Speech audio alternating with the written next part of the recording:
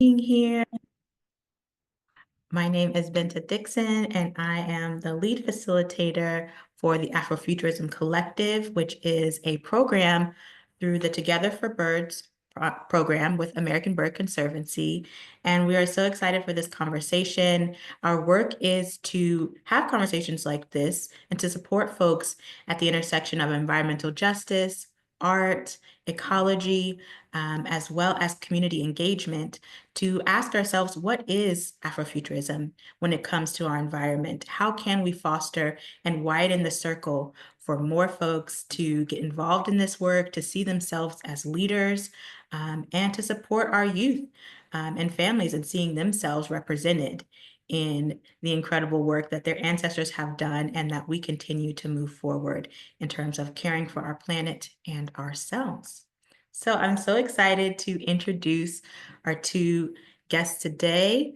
And I will have them both introduce themselves, but I'll just start by saying one of the reasons I wanted to invite them both here is that they both helped to host and led the hosting of two of my favorite events that I've probably ever been to. And I say that in all seriousness because of the intersecting industries, the different people and expertise that they brought into the room. And that's kind of one of the things I want to talk about or we want to discuss today is who do we want in the room when we're designing experiences for children and youth around environmental justice? How do we build better collaborations and coalitions to support this work? So I will start with Jamoni, if you'd like to introduce yourself. Hi, everybody. Good afternoon. I'm Jamani Overby. I am so delighted to be here and talk with you all about this intersection. Intersectionality work, I think, is something that I just find completely interesting in general. But I serve as the DC Conservation Advocate for Nature Forward. I was also the co-chair for the Taking Nature Black Conference 2025 that was hosted this past March. And really, my work focuses on the intersections of social justice issues, environmental justice, and the intersectionalities of the Black experience and culture. And I'll pass it over to Ed. Greetings, everybody, and it's really a joy to be here with Jamani and Benta, who are incredible thought partners and friends in this work, whom I'm getting to work with in this incredible new adventure. My name is Ed Green. My background is in child development, early learning, and children's media environments. And I have most recently been doing work looking at the issues of representation in story world development related to books and materials created for children, particularly young children, and in the space that is concerned with climate and climate resilience. I had a National Science Foundation project that allowed me to do the convening that Benta was able to participate and contribute and contribute to back in October. And we're now looking forward to finding ways of taking that work from that gathering of people from across diverse backgrounds and professions into this new space that is being created. I'm looking forward to our work today as we share information. And just as an aside, I did put some information in the chat. I'm also on the board of the Young Audiences of New Jersey and Eastern Pennsylvania, which is involved with Arts for Learning and Well-Being.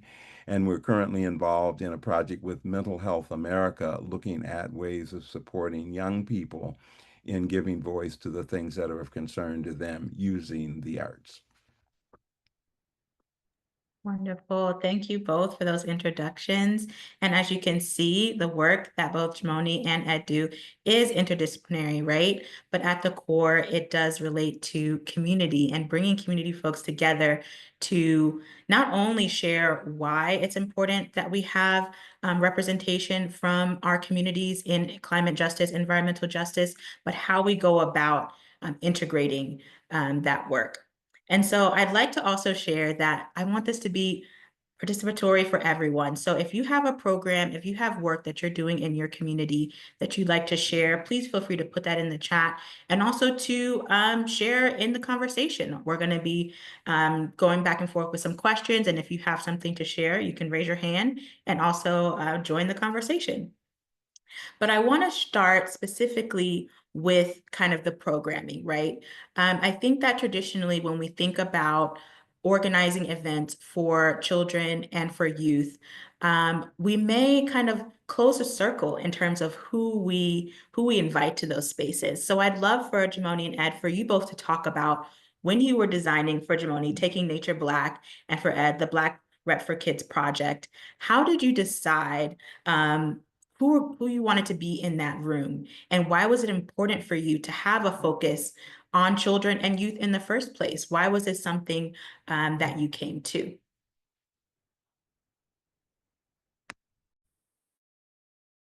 Ed, do you want to get us started, or do you want me to go? Because I feel like I I'll can take go. myself off mute. Okay, That'll I be a way to think I can begin. go. We can go a little back and forth with this one. I think so for Taking Nature Black, it was such a beautiful time just kind of curating an experience, and just when you are able to be at the plan, like be in the planning process and being able to think thoughtfully and intentionally about who is invited to the table, I think it just takes time. It takes time, and it takes those connections with community members. And for the conference, um, in the past, it's always been excellent. It's always been a lot of legacy that has been there, and all of our elders that have been there. And I wanted this conference this year to really highlight youth and these upcoming voices that are so knowledgeable. I went to Career Day today, and like third graders completely knowing and talking about air pollution and fossil fuels, and like understanding that concept and being able to then put that, give them a microphone, but also give them a platform to stand on, to know that like this is something that they can continue to do, and it can be fruitful work, it can be rewarding work, not only for themselves but also, you know, as a career. And we need so many more young people within the movement. So I really wanted to highlight that. And so a part of that was um, initiating a student climate competition with the focus on HBCU and Black students to share their voices. Our conference's theme was reclamation and resilience, and really focusing on reclaiming the narratives that Black people are supposed to be in nature, that we are inherently have this connection to nature, but also recognizing the community resilience that we must have, but also the resilience that our communities and that nature has, and that how we continue to feed into that sustainable ecosystem, even if we don't necessarily know it, just because of that, again, that inherent connection. So we asked these students to submit projects, and it could be whatever they wanted. It could be a video, it could be art. We wanted to keep it really open, and we received such amazing submissions from different HBCUs across the country, but also um, a student in Uganda, and like the using drones and just all this imagery to showcase the beauty of their communities, but also telling, like being true visionaries and storytellers. And I think for many of us that are in the movement understand how important storytelling is for just the Black community in general. Like we have these traditions and this culture that is enriched within storytelling, and there's so many creative ways that we've gone about doing it, and we wanted to highlight that as well. um, so yeah, that is like where I kind of started with it. It was just like a thought, and then we were able to put it into action, reach out to different community colleges as well, and wanted a large array of voices. And then I'll also include my work in DC is centered in Ward 7 and 8, in Southeast and Northeast DC areas, where I work primarily with the Black community. And there were Anacostia High School students that were a part of this collective of um, I think it was just like a cohort. I would say a cohort with Xavier Brown and Caroline Brewer to create this book based off of their nature experiences around the DMV area. And I mean, it was just beautiful to this is a project that they have done before, but it was it was in a much larger capacity. I think they went to about 7 to 10 different experience like places, and they wrote poetry and they spoke, and they just felt more confident. And you can see all of those things coming out just by them being in a different space, in a different environment. And I mean, Mhm. when you're somewhere else, your world kind of opens up. I know how that has been for me. So we decided we needed them to be in the room and to share their stories. And they shared their pain, they shared the goodness, they shared all of those things, but also this was all born out of them spending time in nature. So them being able to have this experience and then write about it and think creatively and even, think beyond maybe career paths or insight that they wouldn't have had before. So we incorporated them as well. And then last but not least, we always make it a point to acknowledge our Indigenous people on the land. We had reached out to one of our Piscataway Conoy members here in the DMV area, and this she recommended this young man to give an acknowledge. We gave the land acknowledgement, but to speak about being a Afro Indigenous Piscataway Conoy member. And I in my head I thought he was maybe like 16 or 17 years old. We never really spoke with him. We really spoke directly with his mom and really trusted that. But when the day of the conference, he was 13. And to see him speak so beautifully about his culture and how that is connected to the environment, it just gave so much life to the youth. And also, like, it doesn't matter how young they are, they have this connection, they have this joy, they have this vision that they're able to share no matter what stage of life they're in. So I think it's important to foster that, give that platform, and then continue to amplify it as well. And I'll pass it over to you, Ed. Well, I'm really glad that you got us started with this because I'm relatively new to the game.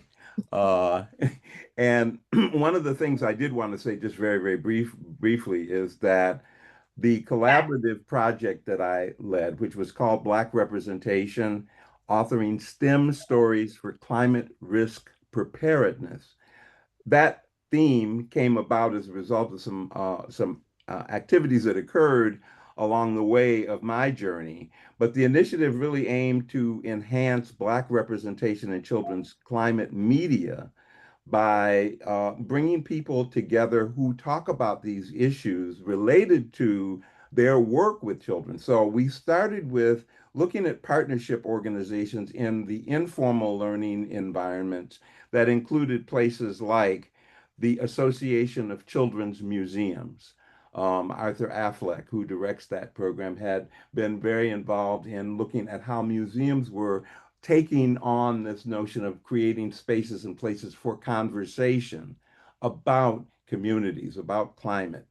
Also, the National Black Child Development Institute had been a part of a project that was launched through the Aspen Institute. It was the Aspen Institute Early Childhood Climate uh, uh, Action Task Force. And as a result of that particular project that they launched, there were several members of that climate task force that included Leah Austin, who is the CEO of the National Black Child Development Institute. And as a result of that conversation with what they were doing with the Early Years Climate Action Task Force and looking at the disproportionate impacts of climate on marginalized communities, it began to trigger something in my own thinking. And the national the Early Years Climate Task Force included some people that were the National Association for the Education of Young Children, and so it captured my attention. But they also, at the same time, began to do some work in tandem with what was happening with what was called the National Science Foundation Design and Discovery Forum, which in 2022, I believe, they launched a program to look at climate science for ages 5 to 11 and how do media makers address those particular issues. And so as a result of these organizations and these groups beginning to have this conversation, and as a result of that particular NSF Discovery Forum, Knology, which is a research-based organization in New York, had representation on one of the panels for that media project, and it was John.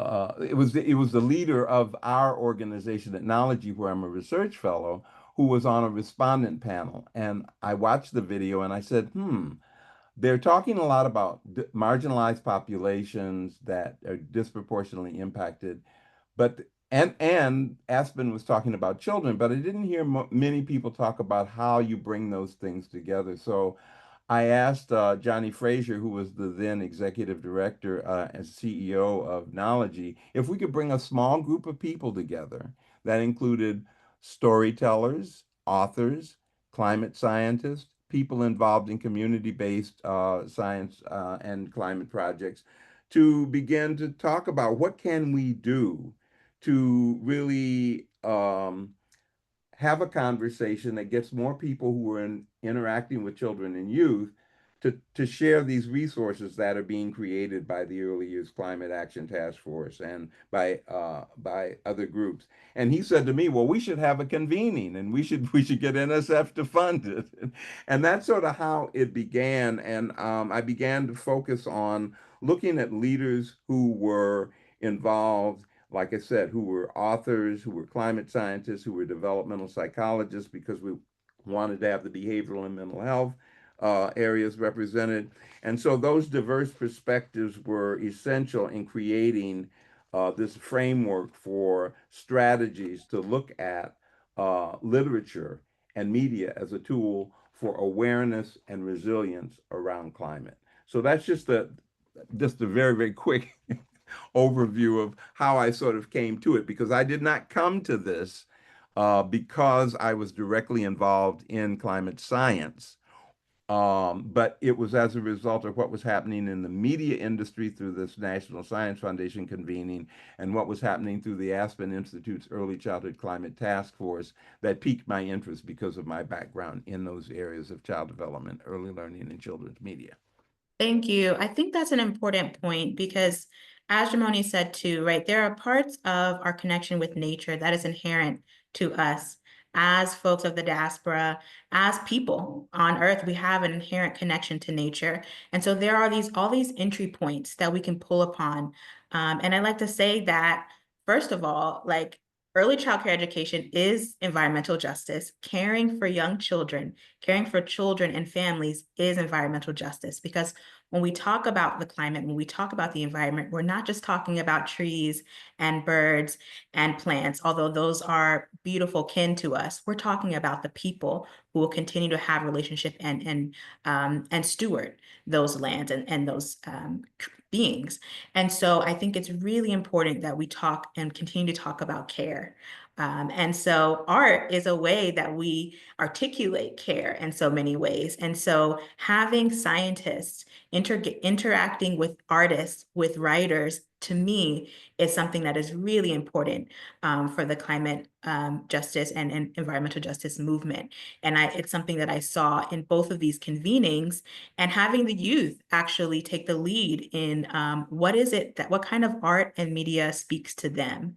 And so if there is anyone here who is specifically working with children and families who have some experiences they want to share around, like, what resonates with, in your experience with children and families, we'd love to, either you can raise your hand or you can share in the chat. Thank you. I see Dr. Megan Madison here, and she shared a resource. Thank you so much. And that's what we really will hopefully gather these resources and share them out with you later, because there's so many ways that we can all contribute. And I think we want our young folks to also know there's a plethora of ways, from social entrepreneurship all the way to actually ecology and working with animals, that they can enter this conversation. So please check out We Care. That's in the chat there, and I'll make sure that we send that out later. Another thing in line with this is, how do we kind of continue to build these bridges between folks who are storytellers, who are artists, and folks who do more scientific work? I think that one of the things I loved about the convening on the Black Rep for Kids was that there is a resource library, right? That was created, that's in the chat. And one of the things that that did was it put right alongside work such as What Happened to Our Planet, which is an incredible book we can talk more about, along with resources from NOAA. So you can see kind of like there is this interaction between folks who are creating story worlds, right? And the actual science that we're seeing, and kind of thinking about how can we increase that there. So I'd love to hear from either one of you around what lessons or what kind of insights from after your event that you had, what did that make you start to think about in terms of your work? Did it shift anything that you were doing in terms of how you're relating to the populations you're working with, or any, I guess, what questions are you asking now after coming out of that? And I can even start for me, one of the questions I'll speak one for the Taking Nature Black. After hearing that incredible young man who was Afro-Indigenous speak, it made me think about an all children's panel, and specifically younger folks, maybe 9 or 10 to 13, and college age folks. Like, what is kind of the relationship that they have to each other? Because when we think about leadership, for me, I think about they're the folks that they're looking up to, right? So I was watching the young folks in the room at Taking Nature Black, looking up to the folks who were college students who were on the stage presenting their work. And it made me think about, like, how do we increase that kind of relationship and that ability to ask questions to folks who are a little bit closer in age to them, but also have such much more experience? What are the spaces for that? So that's one of the things that I started to think about. How can we foster that? If Ed or Jamoni or anyone just have any ideas about that, we'd love to hear from you. I just wanted to say that after I began to become aware of some of the areas where we could make these contributions across disciplines, I began to tap into some people who have been doing work that I say helps to provide the foundation for our thinking about this. And one of them happened to be Rue Map. And there are some people I see in the chat and on the attendees list who know who this person is. But she wrote a book called Nature Swagger. And Nature Swagger is stories and visions of Black joy in the outdoors. And one of the reasons that I really, really love this particular book is that she talked about self-discovery of courage and healing in the natural world. And it's told through these first-person narratives. But there are a lot of those narratives that really have to do with things like learning to swim, learning about nature, and how children are beginning their work in understanding that by understanding nature. So this became, I was on the board of the American Camp Association, and that's when I met Rue 15 years ago. But that was, once I began to think about what I needed to do, it was really great to be grounded in something that really said, how do we create thinking about the love of nature? How do we as adults do that? How do we transmit that to kids? And the second person who I then tapped into as a result of reaching out to Rue was somebody who said, well, Ed, have you met or worked with or read the work of Heather McTeer Toney? And once again, this was foundational for me in terms of if I'm going to help others and I'm going to help children and I'm going to bring people to get together, how can I learn more? And her book is called Before the Street Lights Come On, Black America's Urgent Call for Climate Solutions. And for me, this is foundational because as a younger person, this I just want to share this that she was the first female and youngest Black mayor of Greenville, Mississippi at age 27. And she was appointed by President Obama as the regional administrator for the Environmental Protection Agency's Southeast region and was formerly the director of Moms Clean Air Force, which is an organization that works with parents who are working to deal with the issue of environment, and the Environmental Defense Fund. And so Before the Streetlights Come On is another book that I highly recommend, because in order for us to be able to work in collaboration with others, we have to have a context for what that work is about. And then, of course, as you mentioned, something happened to our planet. And this was an interesting intro for me because it actually talked about how a group of children who were called the Earth Patrol were engaged in trying to address some issues having to do with the climate crisis and having to work with adults to do it. But the thing I loved about it is that it was by two psychologists. Marietta Collins is an incredible a clinical psychologist who's at the Morehouse School of Medicine. And Marianne Solano, also a psychologist, is at the Emory School of Medicine. And I call them the ebony and ivory of children's book writing because these two authors put this together as a way to help us think about what are the thoughts and feelings that we need to have as part of our repertoire of working with children and youth. And so, anyway, these are foundational that I think, help to create a background for people who either do not have that kind of a background, but who can also begin to understand what does it really mean to talk about this topic, and what does it really mean to create a love of nature that we can communicate to children and youth. So this is, 101, but I really value that. Thank you. That is, I think, important, right? You talked about what is the context under which that we're doing this work, and can we develop not only a shared language but kind of a shared foundation for what we come to. And we're starting to talk about some of those things, right? Care for children, relationship to nature, and then there's the social emotional aspect, right? I think that book of poetry, which I put in the chat, the poetry book by the young folks from the Anacostia who work on the Anacostia River, that to me speaks to that social emotional aspect. And when we heard from some of them at the conference, you could see and hear the transformation that they went through and the ability of being on the water, being with other elders who inspired their relationship with nature, how that impacted their thought process and even helped them to process through things. So I think that's a really important point. And the question I would just pose to everyone is, what are some foundational books, films, and ideas for your work with children and families? What is the groundwork that you kind of build upon for your work? Yes, I see. Dr. Megan Madison says the environmental justice themes and We Care were rooted in my personal experience with a queer Jewish farming project called Linke Vilgel. Thank you. I'm probably pronouncing that, my apologies, incorrectly. Here's a short documentary about the project, so you can see that there. Beautiful. Yeah, these points of inspiration and sparks for us of connection that really help to influence our work with children and families. I see hand raised. Benji, yes, please. Yeah. Hi, everyone. Hi, Benta.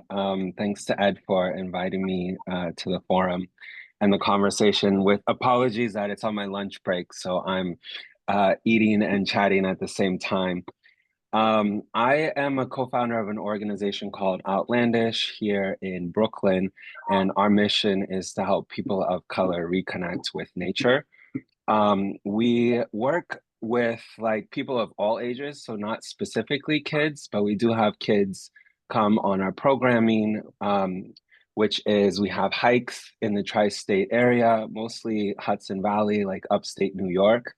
And our belief is that people of color, like you guys have said, belong to nature from the very beginning. But then there was a fracture with the Great Migration, and a lot of that relationship has been lost. And I feel like a lot of the work we're doing, I'm also on the board of Outdoor Afro, which Ed mentioned. Map is the CEO of that. A lot of the work Outdoor Afro does, and it sounds like many people on this call, is to help reconnect with that relationship and with nature. And so the way that we're doing that is by just getting people outside. We host hikes, we have vans, we have drivers, we have guides. And it's just been really meaningful over the 3 years that we've been around to see people starting to want to protect nature as they reconnect with it. My own personal story is like I grew up in Northern California in the Sierra Nevada foothills, and I was outside all the time. But my grandparents grew up in Arkansas. Me and Karama were messaging about this. She's in Little Rock, and she's been to the place that my grandparents grew up, which is Eudora, kind of the southeastmost corner, right on the border of Louisiana and Mississippi in the Delta. But they left after high school. They were sharecroppers, and they also studied, and they moved to Chicago with the Great Migration, and they never went back to Eudora. And so I feel like a lot of the work of my dad, their son, and especially of me, has been reconnecting with that heritage, that relationship with nature that they kind of migrated away from, even though it was such a big part of their upbringing. There were a lot of complex feelings as sharecroppers. And so I think they distanced themselves from the complex or the hardness of it, but then also lost some of the nurturing that could come with being in nature. And so that's, I guess, the core value behind the work that I'm doing now. I do think that to your question, there are so many great authors that have informed this work. We have a bookshelf in our store. We have a brick and mortar retail store in Brooklyn where we sell mostly hiking gear and clothing from brands like Patagonia and North Face. But we also have a section of books that are all written by people of color and that focus on nature. And so people in Brooklyn are always surprised to come and discover books like the one Ed mentioned, Nature Swagger, that they didn't know existed. One of my favorite ones is this book, Black Nature, which is a book of poetry edited by Camille Dungy. There's Black Faces and White Spaces, which is on our bookshelf as well, which is really good. And then Lucille Clifton has like so many books of poetry that center nature. And I love her particularly because she is from upstate New York. And so a lot of her writing kind of is centered in a place um, around New York. And then lastly, I'll say Maya Angelou, of course, has like, I think 6 or 7 memoirs, which I particularly love because she grew up in Arkansas. And having not spent too much time in Arkansas myself, I love imagining the landscape through her writing, imagining what my grandparents might have experienced as they grew up there. And hopefully I get a chance to go back and reconnect with some of that heritage myself. But yeah, thanks for having me. I just wanted to share some of that. Thank you so much for sharing. I put the link to Outlandish in the chat, so please check out that brand. And I love what you shared, Benji, about, it is a retail store, right? So that's a way that you're influencing the Black community and people of color to have a place where they feel welcome to come and get things that they can use in nature. And also you have these resources there, right? There are ways to weave in different kinds of work across environmental subjects, and even the walks that you talked about. I know Nature Forward also does walks as well. And there are ways that we can invite people in with one thing, and then it blossoms into another relationship of reconnection, of remembrance. So thank you for sharing your work. Is there anyone else who would like to share either a project or something that they're working on, or even a resource that feels resonance for them?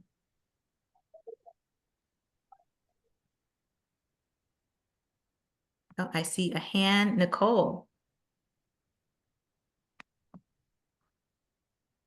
Can you hear me? Yes. Okay, great. My computer wasn't working, so I'm glad I was able to call in. I joined a little late, but nice to see you all. My name is Nicole Jackson. I'm based in Central Ohio.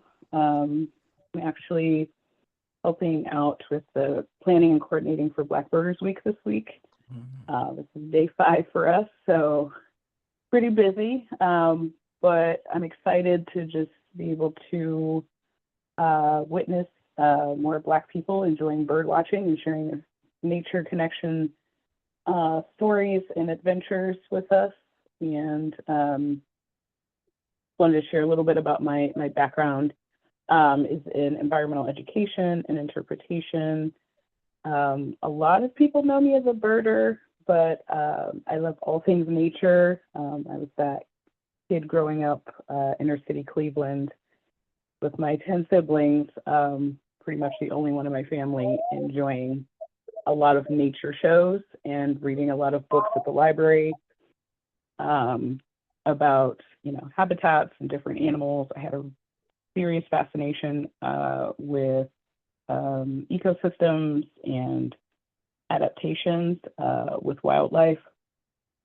But my connection with nature actually started out of trauma. I was in foster care when I was really young with one of my older siblings, and unfortunately was abused while we were in foster care. So that was my kind of entry into the healing benefits of nature as far as just dealing with trauma and not feeling connected to humans because I felt like they couldn't really, they just weren't good at nurturing or helping me and what I was trying to process, at 5 or 6 years old. So nature was my parent, became my parent, my nurturer. And then as I got older, I wanted to learn more about, the specifics around education and engagement and all of that stuff. So that's how I ended up in environmental ed. But I always used it as a mental health tool first. And I continue to do that. And I feel like as a Black woman that's interested in nature, I don't get to have a lot of these types of conversations professionally and personally. And knowing what it's done for me and how far I've come with the help of my relationship with nature has just really been profound and continues to be. And I just want to be able to share that with other Black women who feel, that they've lost hope or can't reinvent themselves or find ways to heal.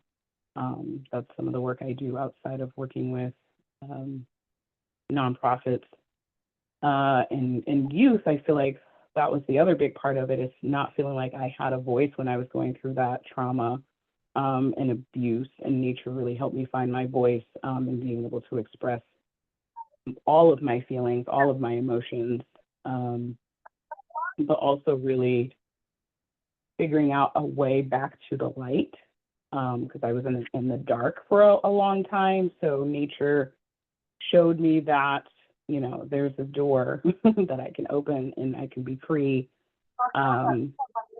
to reconnect back to self. And through that, I guess, connection to self and figuring out who I wanted to be, I can reconnect back to other humans, because I think it was really hard for me to just trust people and have relationships with people. But then I realized not everybody's, out to hurt me or manipulate me. And through my own shine and brilliance, that the right people will find me and they will be my community and support.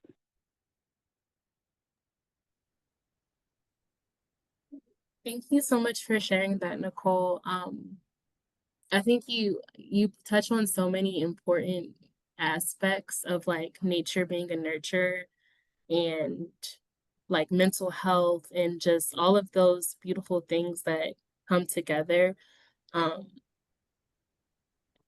think when we're talking about books and everything, I think of some of the science fiction a little bit more when it comes to storytelling and incorporating children's imagery. There's a book called, I think, Kwame Crashes the Underworld, and it's about like a climate disaster that happens. Um, of course, and there's some superpowers that emerge from it. But even you speaking to your relationship with nature kind of speaks to kind of the imagination that children already have, and then being able to connect that also with like our themes of Afrofuturism, to connect that with like that imagination with art and with um, mental health, and then like just even building relationships with people later on in the future because of the community that you've shared with nature, and understanding like it is this relationship that you have to nurture with itself, but then you have to do that in turn with people as you grow older. But I just wanted to highlight that like that was all encompassing of that that conversation that GB just carried on throughout the last few people, and I really enjoyed that. My No, thank you. I don't get to share the deeper parts of the work that more of just the journey of how I got to where I am, and it is very much still a journey for me. And I feel like any work that we do is lifelong. There's no like term limit. But I feel like nature is honest, but I appreciated the honesty from nature because I didn't feel slighted. I didn't feel small. It made me want to feel more connected. And having that relationship really like healed me in a way that I feel I wouldn't have had I not used it, like really used it for myself to be able to connect with other people. So I feel like that's where I'm the most authentic is when I have that connection to share with others, because I feel like I think for me it was more of like, oh, I don't want to keep this to myself. I want to share it with other people so they can see the value and the benefit as well, or experience it. So it was more of just like, ooh, this is doing something for me that I wasn't expecting, but also, through the deeper connection, it was just, it became more clear in how I wanted to advocate for myself. And yeah, so. Yeah, I want to say how much I appreciated you sharing the way that you did, Nicole, and congratulations on your journey that you're making, and sharing that story. I think is going to be even more important. One of the things that we did during the course of our Black Rep for Kids project, which of course has this side that really is looking at background knowledge, is that we look cross-disciplinary at how people were impacted, children and families. And so one of the resources that might be of interest to people that helps to share the more contextualized approaches to how we're thinking about this, similar to what Nicole shared, is a podcast series that was part of our National Science Foundation project called Roots of Representation. And Roots of Representation really looked at the scientific, social, cultural, psychological, emotional, and educational impacts that come from being engaged in conversations about nature and climate. And we also were able to highlight our advisory committee members in that conversation, who include people from the behavioral and mental health side of things. We want people to understand that it's a cross-disciplinary approach that we need to have, and that we need to include with conversations like this, because there are people in different silos who are having conversations that relate to different aspects of our needs. So I'll put in the chat a link to Roots of Representation, which is a 10-part podcast series, which is on the site that we'll share with everyone else. But I do think that this is also very important, to look at the interdisciplinary impacts. Yes. Thank you Can all. I mention? Oh, yes, Oh, Nicole. sorry. Please. Can I mention? I don't know how. Sorry, there's more stuff coming in the chat, but I did put the book by Dudley Edmondson, "People the Planet Needs Now." Oh, yeah. It came out in January, and I'm one of the 25, I think, people that are featured in the book. Perfect. Rue Mapp is one, as well as J. Drew Lanham, who's professor at Clemson University, and his recent book, The Justice, oh my goodness, can't think of the name, but it's a beautiful book of poetry and environmental justice related topics. But I just want to throw that out there if you want to look at that in the chat.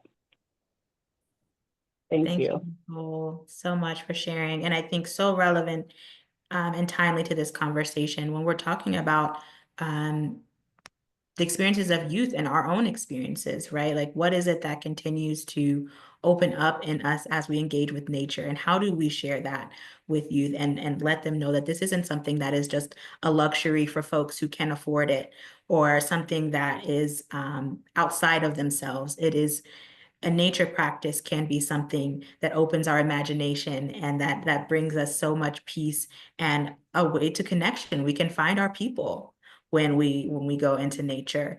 And I think that's a part of what Black Birders Week is about. Thank you also so much for mentioning Dr. Lanham's work and putting that there. Joy is a justice we give ourselves. I love the poem and the collection. We actually had Dr. Lanham come into the close conversation with the collective. I hope we can share some of that out because it really touched me. That conversation felt so timely, and I want to share some of it. And I have to also go back to Troy Wiggins' post. Troy is one of the founders of Fire Magazine, which is for me, the speculative Black fiction magazine. But it's also a community engagement specialist, a community worker who is doing some incredible work in Memphis. And he posted a few of things there, including his anthology with called Trouble the Waters alongside Pan Morgan and Cherie Renee Thomas, which features all kinds of land imagination and ecological dreaming from speculative fiction authors across several cultures. So speculative fiction is something that is close to my heart. I am an aspiring Afrofuturist fiction author and someone who writes as my personal practice. Writing hopeful climate futures is something that helps me continue to stay grounded in this work. And something that for youth, being able to see and imagine what's possible can help pull you out of some of the darkest aspects of your experiences, but also to be with the difficult, right? I think Jamoni shared Kwame Crashes the Underworld, and it's not all, it's not all rainbows and butterflies, they're there too, but there's also deep earthen creatures as well that we all kind of face. And how do we help young folks be with the breadth of all of that? I think that thank you all for bringing so much authenticity and realness to this conversation, because I think that's what it takes. All of us, sharing our experiences to really get us where we want to go and supporting our youth. I want to also uplift Ashley Brailford, who in Unearthing Yes. Joy, wonderful, wonderful organization, and Brailford's Gardens. I'll try to find a link to that too. But she says, this place is really established as a way to provide a place for refuge and rest for Black folks and small organizational teams to gather without the white gaze on our family land. This is a space that truly feels like a hug from a Black grandmother, thanks to the beautiful legacy of my grandparents, Willie Friendly and Emma Julia Brailsford. Sorry, thank you. And so if you would like to learn more about this, I would definitely include that in the resources. This is a space that Ashley has cultivated with her family for organizations, Black-led organizations to gather. Incredible. We're hoping the collective can also go there maybe next year. But please make sure that you check that out for you and your team. Let's see. Yes, I mean, this conversation has felt so rich to me. We have about 5 minutes left, and I just want to open this space to see if there's anything else folks wants to share. Please feel free to unmute yourself and just share anything that feels relevant to you. Karama. Yeah, thanks. I just want to thank all of you for being here.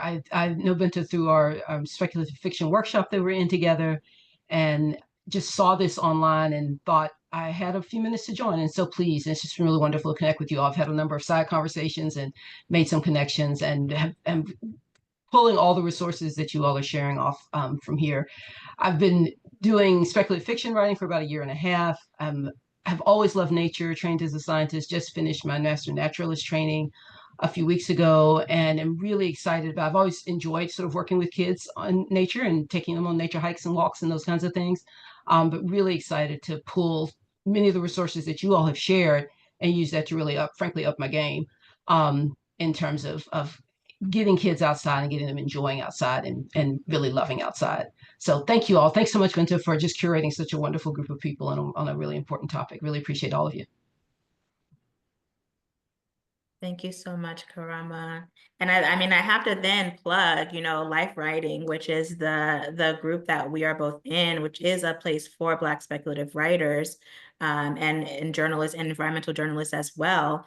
Actually, Tanana Reeve Dew and Stephen Barnes, who steward this space, they both are renowned writers, but also Tanana Reeve specifically likes to steward journalists who would like to go into the speculative writing space. And so if you're interested as a scientist, as someone who works in these spaces in writing, I would highly encourage you to find that too. I think that, as I said, there's so many entry points into this work, and reaching our youth and kids and adults through writing and imagination is a powerful, powerful way to do that as well. Well, as we close, I just want to give anyone else an opportunity. Please plug your works, your books, your projects. I'll be collecting this chat and then sending it out to all the folks who have registered. So if there is something that you'd like to share, please put it in the chat, and I will make sure that everyone gets that. And Benta, I just wanted to say that one of the other groups that we got to know during our Black Rep for Kids project was the Highlights Foundation, and their support of the Brown Bookshelf, which I'm sure many of you are familiar with. But Highlights Foundation is involved in helping people understand the craft of storytelling and bringing people together in community to follow that work. And Crystal Allen, who is one of the founders of the Brown Bookshelf and who also participated in our planning for Black Rep for Kids, is still doing great work. I'll put in the chat the link to the Brown Bookshelf, but they do some incredible gatherings of different types of people. And when you go to the Black Rep for Kids microsite, you'll see that there are also some of the different types of podcasts and webinars that Brown Bookshelf has done in conjunction with Highlights. I would also, I guess I'll add a little so I'm also a member of the Afrofuturism Collective, and my project is actually focused on Mother Nature. It's titled Mother Nature as a Black Woman, and it focuses on the parallels between the perceptions and understandings of nature in Black women. The project will examine cultural, historical, spiritual, and stewardship connections of Black women across the diaspora to the natural world, and how representation, resilience, and innovation are truly important to the climate crisis, the environmental justice crisis, and experiences of Black women across the diaspora. So if anybody is interested in sharing their maybe remarks or just having a conversation about it, it'll be like a video compilation slash doc. It's a video creative project in the making, but I definitely want voice notes of people just sharing their experiences there. So if you would be interested in that, I'd love to connect about that too. Thank you, Chimone, for sharing. And I see, Troy, you have your hand raised, please.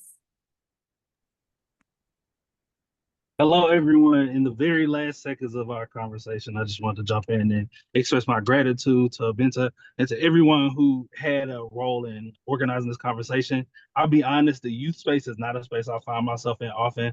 I don't really create for the benefit of youth, but my logical and my emotional understanding of the importance of children drives a lot of my work in the community space, and us making spaces where children are free to imagine and dream. And I think I said in the comments, engage their imagination as their engines of creating new futures, right? Because children are the future. So shout out to Whitney Houston. So just wanted to say I'm grateful for this space. The thing I wanted to point everybody's attention to regarding work that I personally contributed to in the chat around the storytelling space is Fire Lit Mag. Thanks for shouting that out. So Fire Magazine of Black Speculative Fiction is an award-winning magazine that focuses on speculative fiction exclusively from authors of African descent. And so I would encourage y'all to check those out. We have a few issues that have themes around nature. In fact, in our first couple years of publication, we had a few nature themes. I think Big Mama Nature was one, and Roots was another. And all of these short stories, poems, and graphic pieces, we have some kind of graphic novel pieces in there, explore some of the things we're talking about. So I would encourage y'all to tap into that. And again, I'm looking forward to engaging with the folks on this call, learning more about your work and where I can, providing some linkages to some storytellers who might be able to assist in some of what y'all are doing. Thank you so much. Thank you so much, Troy, for your contributions. And I think that's important as we close, even if your work directly touches children or not, caring for the youth and is something that is for all of us to consider in the work that we put out. We're stewarding our world now so that they can take it forward. And so even sharing our experiences as young people up until now is a way we can support them moving forward with strength, and knowing that they have a strong foundation and folks who understand where they're coming from. So once again, thank y'all so much for coming. I really appreciate this conversation. I will send out the recording to folks as well as a list of resources. We're going to put something together so that, don't worry, everything that was captured here in the chat, you'll get a link to. And I hope you all have a great rest of your day. Thank you. Thank you. Thank you. Thanks so much, everyone.